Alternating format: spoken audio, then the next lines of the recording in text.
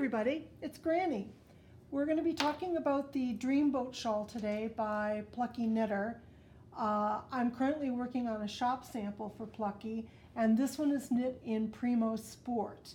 And it's going to be a little bit smaller than the original, so it's going to be a little bit faster, but the ruffle has been giving people a little problem. So I thought I'd make a video to explain what the steps are in making the ruffle.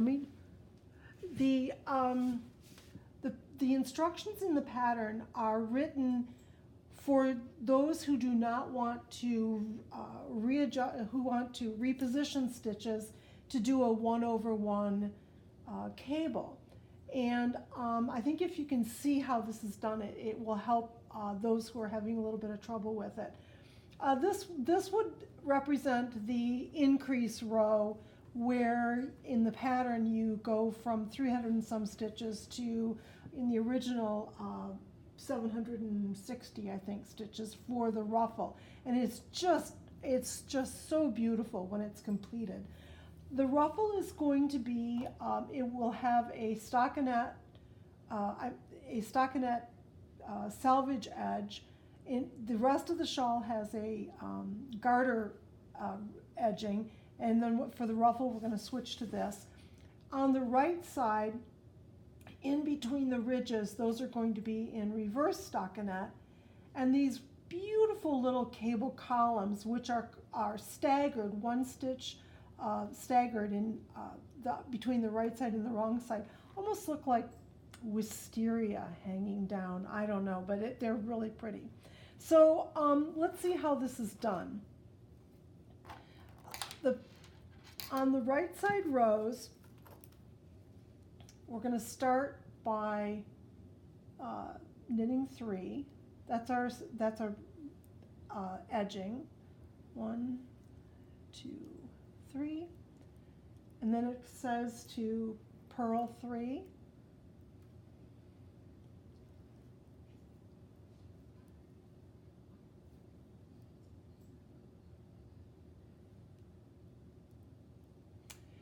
So the next stitch, what we're trying to accomplish is a 1/1 left cross. So if I were going to rearrange my stitches, I would slip that one off the needle, put it in that spot, and I would knit these 2 stitches, and there you have a 1/1 left cross. But there are going to be so many of these going across each row that it is actually more efficient to not rearrange them on the needle, but to knit them out of sync. So I've got 3 more purl stitches.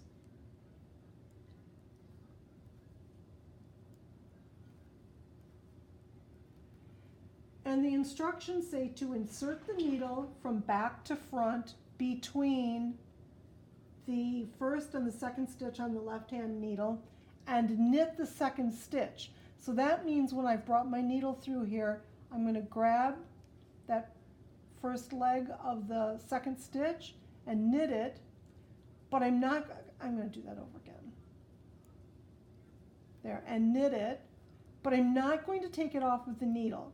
Instead, I'm going to bring my needle back out between the 2 stitches, swing it around, and knit the first stitch, and slip both of those off the needle. I've now done the same thing, but I haven't had to rearrange stitches. And then that's purl 3.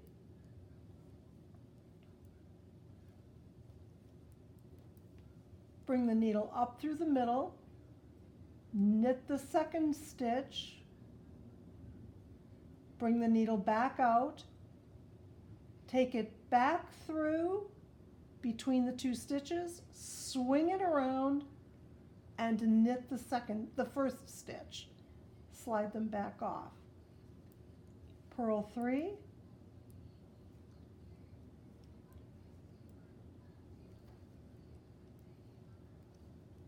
Come up through the middle, knit the second stitch, back through the middle, swing it around, and knit the front of the first stitch. Slide them both off, purl 3, and you can see that my purl, here's where you can see how it is staggered. I've purled 2, my third purl stitch is on top of a knit, which means that I'm going to be 1 stitch over on the right side, but on the reverse side I'm going to be 1 stitch over on the other side, so that it's a staggered column. So I'm coming up through the middle, whoops, up through the middle, knit the second stitch, bring that needle back through the middle, swing it around, and knit the first.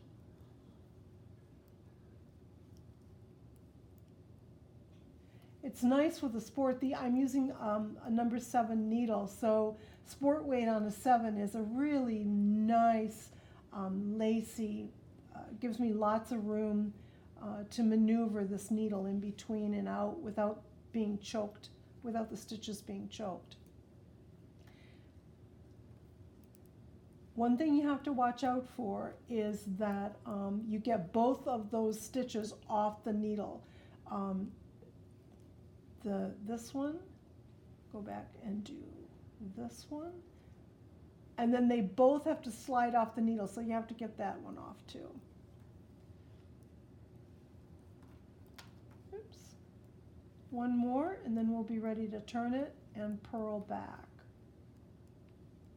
Through the middle, knit it, back through the middle, knit the first stitch, and both of them are off.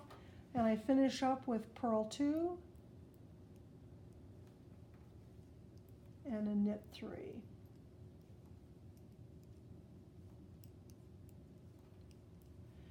All right, so then we have to get the wrong side worked. And we're going to start that one with purl 3 because we want to maintain this really nice stockinette edge. 1, 2, 3, knit 3,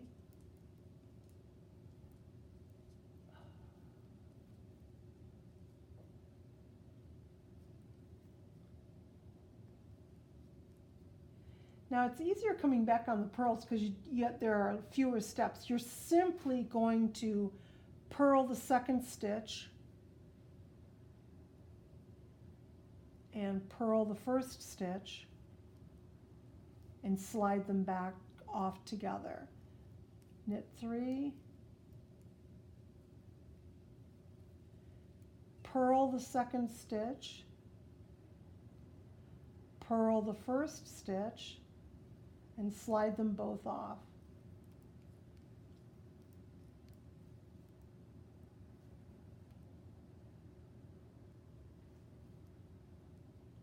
This is really hard to have my iPad up over my head, try to keep my hands in the camera, but we're getting it done. Purl, purl, knit, oops, I dropped one off of there. Let's get him back. Purl this one, purl the first one, slide them both off, and knit 3. Okay, that's all there is to it, and this is what it looks like on the front. You can see it's just really going to be beautiful when it's done. So I hope that straightens it out for you. If you have any other questions, just message me or whatever. Okay, thanks. Bye.